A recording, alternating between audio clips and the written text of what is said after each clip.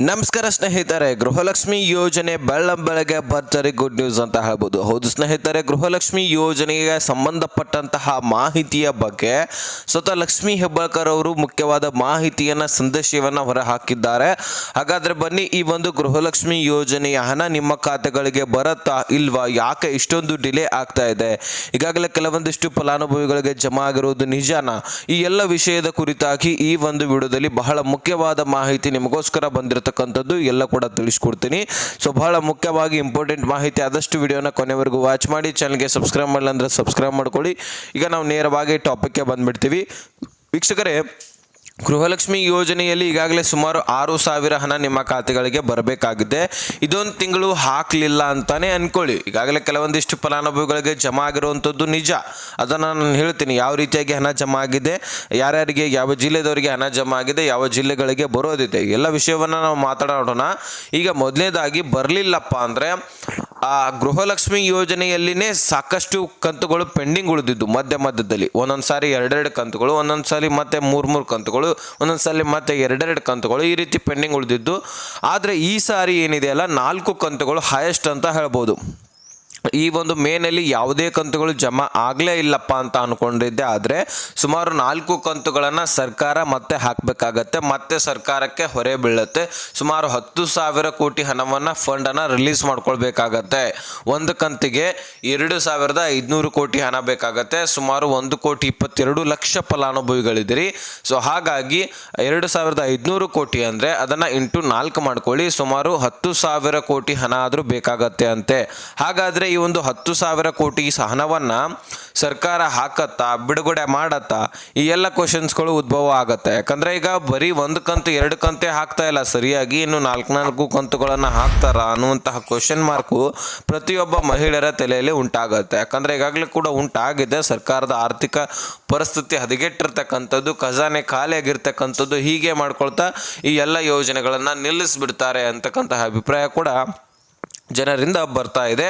So ಹಾಗಾದರೆ ಈಗ ಜಮಾ ಆಗಿರ್ತಕ್ಕಂಥದ್ದು ನಿಜಾನ ಅನ್ನುವಂಥದ್ದು ಕೇಳೋದಾದರೆ, ಈಗ ಗೃಹಲಕ್ಷ್ಮಿ 19ನೇ ಕಂತಿನ ಕೆಲವೊಂದಿಷ್ಟು ಫಲಾನುಭವಿಗಳಂತೂ ಕಮೆಂಟ್ಗಳನ್ನು ಮಾಡಿದ್ರು ಜಮಾ ಆಗಿದೆ ಅಂತ. ನಿನ್ನೆನೆ ಸಾಕಷ್ಟು ಫಲಾನುಭವಿಗಳು ಕಮೆಂಟ್ ಮಾಡಿದ್ದಾರೆ. ಹಾಗಾದರೆ ಆ ಒಂದು ಗೃಹಲಕ್ಷ್ಮಿ ಯೋಜನೆ 19ನೇ ಕಂತಿನ ಹಣ ಬಿಡುಗಡೆ ಆಗಿರ್ತಕ್ಕಂಥದ್ದು ನಿಜಾನ? ಬಿಡುಗಡೆ ಆಗಿಲ್ಲ, ಟ್ರಯಲ್ ಮಾಡಲಾಗಿದೆ. ಓಕೆನಾ? ಸೊ ಟ್ರಯಲ್ ಮಾಡಲಾಗಿದೆ. ಟ್ರಯಲ್ ಅಂದರೆ ಏನಪ್ಪ ಅಂದರೆ ಯಾವುದೇ ತಾಂತ್ರಿಕ ದೋಷ ಆಗತ್ತಾ ಅಥವಾ ಇಲ್ವಾ, ಬಹಳ ದಿನ ಆಯಿತು ಅಮೌಂಟ್ ಹಾಕಿ, ಏನಾದರೂ ತಾಂತ್ರಿಕ ದೋಷ ಆಗತ್ತಾ, ಹಣ ನಿಲ್ಲತ್ತಾ ಅನ್ನುವಂಥದ್ದನ್ನು ಚೆಕ್ ಮಾಡ್ತಾ ಇರ್ತಾರೆ. ಹಾಗಾಗಿ ಹಣ ಹೋಗುತ್ತಾ ಇಲ್ವಾ ಅಂತ ನೋಡ್ಕೊಳ್ತಾ ಇರ್ತಾರೆ. ಆಗ ಯಾವುದೇ ರೀತಿ ತಾಂತ್ರಿಕ ದೋಷ ಕಂಡು ಬಂದಿಲ್ಲ.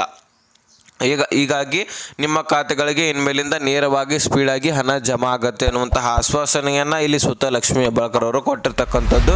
ಸೊ ಬೆಣ್ಣೆ ನಡೆದಂತಹ ಬೆಳಗಾವಿಯಲ್ಲಿ ಸಭೆಯಲ್ಲಿನೇ ಹೇಳಿದರು, ಆವಾಗಲೇ ಬಿಡುಗಡೆ ಮಾಡಬೇಕಾಗಿತ್ತು, ಆದರೆ ಲೇಟ್ ಆಗಿದೆ ಕಾರಣಾಂತರಗಳಿಂದ. ಯಾಕಂದರೆ ಈ ಒಂದು ಮಹಿಳಾ ಮತ್ತು ಮಕ್ಕಳ ಕಲ್ಯಾಣ ಇಲಾಖೆದು ಈ ಒಂದು ಸಾಕಷ್ಟು ಕೆಲಸ ಕಾರ್ಯಗಳಿರ್ತವೆ, ಎಲ್ಲ ಕೆಲಸ ಕಾರ್ಯಗಳನ್ನು ಮುಗಿಸ್ಕೊಳ್ಬೇಕಾಗತ್ತೆ. ಸೊ ಈ ಕಡೆ ಬರೀ ಗೃಹಲಕ್ಷ್ಮಿ ಯೋಜನೆ ಕಡೆ ಮಾತ್ರ ಗಮನ ಹರಿಸ್ಲಿಕ್ಕೆ ಆಗೋದಿಲ್ಲ. ಹಾಗಾಗಿ ಒಂದು ಸ್ವಲ್ಪ ಲೇಟ್ ಆಗುತ್ತೆ. ಎಲ್ಲರೂ ಕೂಡ ಸಹಕರಿಸಿ, ನಾವು ಡೆಫಿನೆಟ್ಲಿ ನಿಮ್ಮ ಖಾತೆಗಳಿಗೆ ನಿಮ್ಮ ಹಣ ಹಾಕೇ ಹಾಕ್ತೀವಿ, ಯಾವ ಕಾರಣಕ್ಕೂ ಕೂಡ ಗೃಹಲಕ್ಷ್ಮಿ ಯೋಜನೆ ಬಂದಾಗೋದಿಲ್ಲ ಅಂತ ಹೇಳ್ಬಿಟ್ಟು ಭರವಸೆಯನ್ನು ನೀಡಿದ್ದಾರೆ.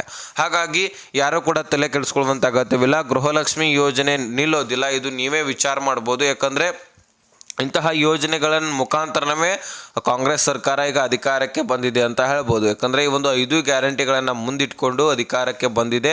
ಆ ಒಂದು 5 ಗ್ಯಾರಂಟಿಗಳನ್ನು ನಿಮಗೆ ಕೊಡ್ತಾ ಇದ್ದಾರೆ. ಅದರಲ್ಲಿ 1 ಗ್ಯಾರಂಟಿಗೆ ಯುವ ನಿಧಿ ಕೊಡ್ತಾ ಇಲ್ಲ, 4 ಗ್ಯಾರಂಟಿಗಳನ್ನು ಕೊಡ್ತಾ ಇದ್ದಾರೆ. ಆ ಒಂದು ಗ್ಯಾರಂಟಿಗಳಲ್ಲಿ ಈಗ ಅಡಚಣೆಗಳು ಬರ್ತಾ ಇದೆ, ಇಲ್ಲ ಅಂತ ಏನಿಲ್ಲ. ಆದರೆ ಮುಂದಿನ ದಿನಗಳಲ್ಲಿ ಎಷ್ಟು ನಡೆಯುತ್ತೆ, ಎಷ್ಟು ಮುಂದುವರಿಯುತ್ತೆ ಅನ್ನುವಂಥದ್ದನ್ನು ಕಾಯ್ದು ನೋಡಬೇಕು. ಸದ್ಯಕ್ಕಂತೂ ನಡೆಯುತ್ತೆ, ಆದರೆ ಮುಂದಿನ ದಿನಗಳಲ್ಲಿ ನಡೆಯೋದು ಬಹುತೇಕ ಡೌಟು. ಯಾಕಂದರೆ ಸರ್ಕಾರದ ಆರ್ಥಿಕ ಪರಿಸ್ಥಿತಿ ನೋಡಿಕೊಂಡ್ರೆ ಇನ್ನು ಹಲವಾರು ಸಾಲಗಳನ್ನು ಮಾಡುವಂತಹ ಸಾಧ್ಯತೆ ಇದೆ.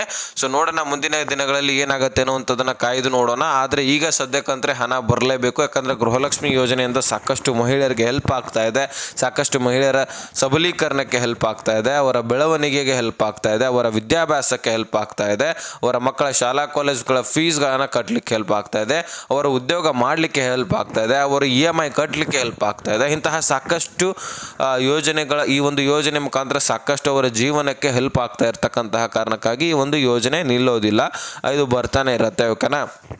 ಇಷ್ಟು ನಿಮಗೆ ಲೇಟೆಸ್ಟ್ ಆಗಿ ಅಪ್ಡೇಟು ಸಿಕ್ಕಿತ್ತು, ತಿಳಿಸಿದ್ದು ನಿಮಗೆ ಅರ್ಥ ಆಗಿದೆ ಅಂತ ಅನ್ಕೊಂಡಿದ್ದೀನಿ. ಅರ್ಥ ಆಗಿದ್ರೆ ನೆಕ್ಸ್ಟ್ ಮಾಹಿತಿಯೊಂದಿಗೆ ಸಿಗೋಣ. ಅಲ್ಲಿಸ್ತನಕ ಬಾಯ್ ಬಿಡಿ ಫ್ರೆಂಡ್ಸ್.